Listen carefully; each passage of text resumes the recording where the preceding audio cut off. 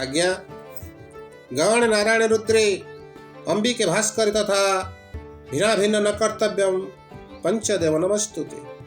आज्ञा पंचदेवता ए आवाहनी श्लोक चारि देवता सहित माता अंबिका मध्य अछंती, किंतु पंचदेवता कहीं कहती आज आसतु जानिबा आम चैनल माध्यम।